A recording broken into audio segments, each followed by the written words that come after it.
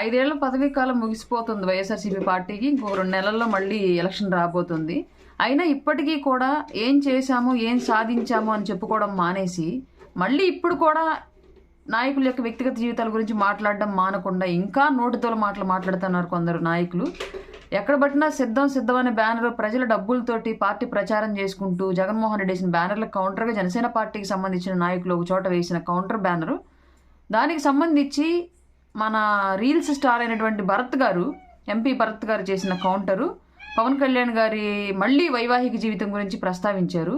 నాకు తెలిసినంత వరకు సిగ్గున్న వాళ్ళైతే ఇప్పుడు జరుగుతున్న డ్యామేజ్కి మీకు ఈ పాటికి సిగ్గు వచ్చి ఉండాలి. అయినా రాలేదు అంటే రేపొద్దున ఎలక్షన్కి వెళ్తే ఈ భరత్ అనే వ్యక్తి తన నియోజకవర్గం, తను పోటీ చేస్తున్న నియోజకవర్గంలో పార్లమెంట్ పరిధిలో ఏమని అడుగుతాడు ఓట్లు?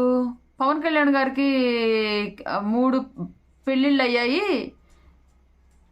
అయినా ఆయన భార్య, ఆయన బిడ్డలు వాళ్ళు అంతా ఎవరి జీవితాల్లో వాళ్ళు సంతోషంగానే ఉన్నారు, నేను మాత్రం ఒక పెళ్ళే చేసుకున్నాను, ఉన్న పెళ్ళంతను సరిగ్గా ఊరేగలేక దాన్ని హింసించి గృహహింస కేసులు పెట్టించుకొని సిగ్గు సరళ లేకుండా నేను ఒక మనిషిని, నాది ఒక బ్రతుకు అని రీల్స్ చేసుకుంటూ తిరుగుతున్నాను, నా భార్య మాత్రం నా మీద గృహహింస కేసు పెట్టింది, నేను ఇంతటి పోటుగాడిని అని చెప్పేసి పోయి నాకు తెలిసి నియోజకవర్గంలో ఓట్లు అడుగుతాడు ఈ మార్గాన్ని భరత్ అనే వ్యక్తి. ఏమయ్యా సిగ్గుందా మీకు ఎవరికన్నా కొంచెం అన్నా? 5 ఏళ్ల కాలం ఏం చేసామని చెప్పుకుంటూ ఊళ్ళో రోడ్డులు లేవు, విద్యాలయాలు లేవు, చదువుకున్నకు ఉద్యోగాలు లేవు, ఫీజు రీఎంబర్స్మెంట్ ఎప్పటికి కూడా సరిగ్గా పడలేదు, ఇచ్చిన హామీల్లో ఏ ఒక్కటి కూడా పూర్తి చేయలేదు. మీ బ్రతుకులకి 5 ఏళ్ల కాలం సరిపోయింది.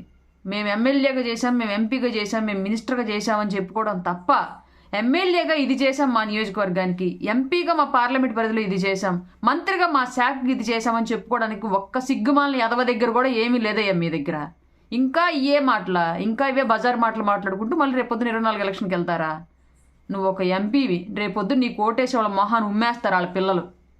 సిగ్గులేంచాను, ఇంకన్నా మారండా బాబు. 24 ఎలక్షన్ వచ్చేస్తుంది, ఇంకా వ్యక్తిగత జీవితాల గురించి మాట్లాడుకుంటూ ఉంటే ఎలక్షన్కి వెళ్ళి నువ్వు ఓటర్ని ఏమడుగుతావు వెళ్ళి?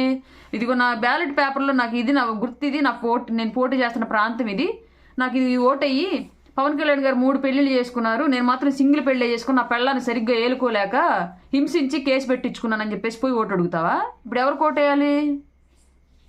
సిగ్గులేనే.